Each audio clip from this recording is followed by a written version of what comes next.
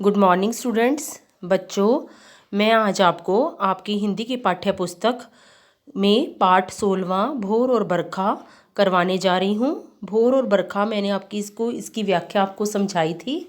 आशा करती हूँ कि आपको व्याख्या अच्छी तरह से समझ आ गई होगी। भोर और बरखा जो हमारी कविता है, इसकी कवित्री हैं मीराबाई जी। मीराबाई जो श्री कृष्ण की प्रेम की दीवानी थी, उनकी भक्ति में बहुत लीन थी। इस कविता में बस यही बताया गया है और यशोदा मैया के बारे में बताया गया है कि जो कृष्ण है यशोदा मैया के प्यार में, जो यशोदा मैया है श्री कृष्ण से कितना प्रेम करती हैं और उन्हें अपना पुत्र मानते हुए उन्हें अपना सर्वस्व मानती हैं और उनकी भक्ति करती हैं।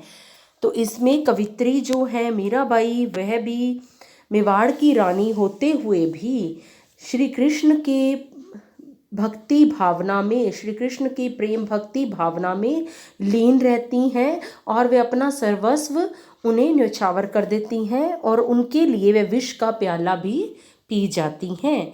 तो आज चलिए बच्चों, मैं अब आपको शब्दार्थ करवाने जा रही हूँ इसके।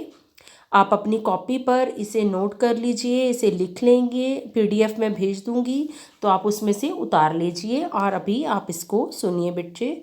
भोर, भोर प्रातः, भोर होती है सुबह होना। तो हमने पोइम में पढ़ा है कि भोर हो गई है, रजनी बीत गई है। कि रजनी का अर्थ है रात। भोर प्रातः, रजनी रात, किवारे, हमने पोइम में पढ़े हैं सारे वर्ड्स। किवारे दरवाजे, किवारे क्या होता है? दरवाजे, द्वार जिसको हम बोलते हैं, दरवाजे। बदरिया बादल, बदरिया क्या है? बादल, बदरिया बादल। शीतल ठंडा, शीतल ठंडा। दामिनी बिजली, दामिनी बिजली। नेक्स्ट है चहुदिस, चारों ओर, चहुदिस चारों ओर। उमेग्यो खुश होना, उमेग्यो क्या होता है? खुश होना। रिपीट कर रही हूँ, एक बार फिर से सुनिए बच्चों। भोर प्रातः, रजनी रात, किवारे दरवाजे, बदरिया बादल, शीतल ठंडा, दामिनी बिजली, चहुदिस चारों ओर। उमेग्यो खुश हुआ, उमेग्यो खुश होना या खुश हुआ। तो ये इसके शब्दार्थ हैं। आप इनको कॉपी पर नोट कर लीजिए और इसे ध्यान से लिख लीजिए बच्चों। आगे चलते हैं। अब मैं आपको इसके प्रश्न उत्तर करवाने जा रही हूँ बच्चों, ध्यान से सुनिए प्रश्न उत्तर। पहला प्रश्न आपकी पाठ्य पुस्तक में पीछे अभ्यास कार्य में दिया हुआ है प्रश्न उत्तर प्रश्न, और आप इसके उत्तर लिख लेंगे बच्चों। पहला प्रश्न है, बंसी वारे ललना मोरे प्यारे, लाला जी कहते हुए यशोदा किसे जगाने का प्रयास करती हैं और वे कौन कौन सी बातें कहती हैं? तो इसका उत्तर क्या है? देखिए बच्चों, वैसे आपको पोएम से समझ आ गया होगा कि इसमें जो यशोदा मैया है, बंसी वाले प्यारे श्री कृष्ण को जगाने का प्रयास करती हैं। वह कहती हैं, क्या कह रही हैं? रात बीत गई है और सुबह हो गई है। कि रात बीत गई है, सुबह हो गई है। सेकंड, फिर वे क्या कहती हैं? देवता और मनुष्य तुम्हारे दर्शन के लिए आपके द्वार पर खड़े हैं। कि आपके दरवाजे पर, आपके किवारे पर देवता और मनुष्य आपके दर्शन पाने के लिए आपके दरवाजे पर खड़े हैं। फिर क्या कहती हैं? कि गोपियों ने, जब सुबह होती है, गोपियाँ घी मथना शुरू कर देती हैं, यानी दूध रिड़कना शुरू कर देती हैं। दूध रिड़कने से मक्खन बनता है, तो वे मक्खन निकालना शुरू कर देती हैं। कौन? गोपियाँ। उनके कंगन की झनकार सुनाई दे रही है, कि जब वो मक्खन निकाल रही हैं तब उनके कंगन की झनकार सुनाई पड़ती है, कि जब वो दूध रिड़कती हैं तब उनके कंगन की जो आवाज़ है वो बज रही है या कंगन सुनाई पड़ रही हैं, झनकार उसकी।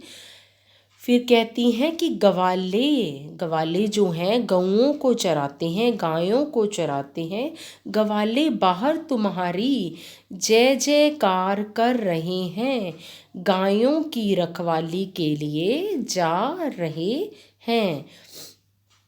एक बार मैं फिर से रिपीट कर रही हूँ। यशोदा बंसी वाले प्यारे श्री कृष्ण को जगाने का प्रयास करती हैं। वह कहती हैं वह कहती हैं कि रात बीत गई है, सुबह हो गई है, देवता और मनुष्य तुम्हारे दर्शन के लिए आपके दरवाजे पर द्वार पर खड़े हैं। गोपियों ने घी मथना शुरू कर दिया है। उनके जब वो घी मथ रही हैं, घी बना रही हैं, तो उनके कंगन की झनकार सुनाई दे रही है। गवाले बाहर आप तुम्हारी जय जयकार कर रहे हैं, गायों की रखवाली के लिए जा रहे हैं। तो ये हमारा पहला प्रश्न है, इसका उत्तर मैंने आपको करवा दिया है बच्चों, आप इसे अच्छी तरह से याद करेंगे। तो चलिए सेकंड प्रश्न पर चलते हैं। ये भी पाठ्य पुस्तक में पीछे अभ्यास कार्य में दिया हुआ है, तो चलो पढ़ते हैं इसे। नीचे दी गई पंक्ति का आशय अपने शब्दों में लिखिए। माखन रोटी हाथ मलीनी, गौवन के रखवारे, कि गायों की रक्षा करने वाले तुम्हारे सखा। माखन, अब ये श्री कृष्ण जी को कह रहे हैं कि जो गायों की रक्षा करते हैं, आपके तुम्हारे जो सखा हैं, मक्खन और रोटी हाथ में लिए हुए गायों को चरवाने जाने के लिए तुम्हारे इंतज़ार में खड़े हैं, कि वो गायों को चराने जा रहे हैं और वो आपके इंतज़ार में खड़े हैं कि कब आप उन्हें दर्शन दो और वो गायों को चरवाने के लिए लेकर जाएं। माखन रोटी हाथ में लेनी, गौवन की रखवाले, कि मक्खन और रोटी हाथ में लेकर वो आपके दर्शन के इंतज़ार में आपके द्वारे पर खड़े हैं। हो गया बच्चों, एक बार फिर से सुनो। गायों की रक्षा करने वाले तुम्हारे सखा माखन और रोटी हाथ में लेकर गायों को चरवाने जाने के लिए या चरवाने के लिए तुम्हारे इंतज़ार में खड़े हैं। Next question. पढ़े हुए पद के आधार पर ब्रज की भोर का वर्णन कीजिए, कि जो हमने ये पोइम पढ़ी है उसके आधार पर हमें जो ब्रज है, ब्रज में श्री कृष्ण जी रहते थे, कि ब्रज की जो सुबह होती है उसका वर्णन कीजिए। इसका उत्तर देखिए।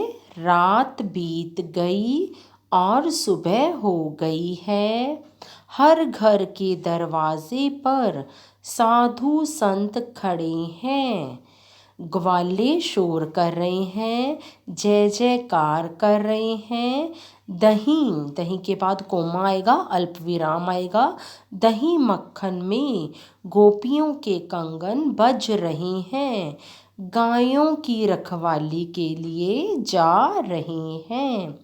एक बार फिर रिपीट करते हैं कि रात बीत गई, सुबह हो गई है, हर घर के दरवाजे पर साधु संत खड़े हैं, ग्वाले शोर कर रहे हैं, जय जयकार कर रही हैं, और दही मक्खन में गोपियाँ जो हैं, गोपियों के कंगन बज रहे हैं, गायों की रखवाली के लिए जा रहे हैं।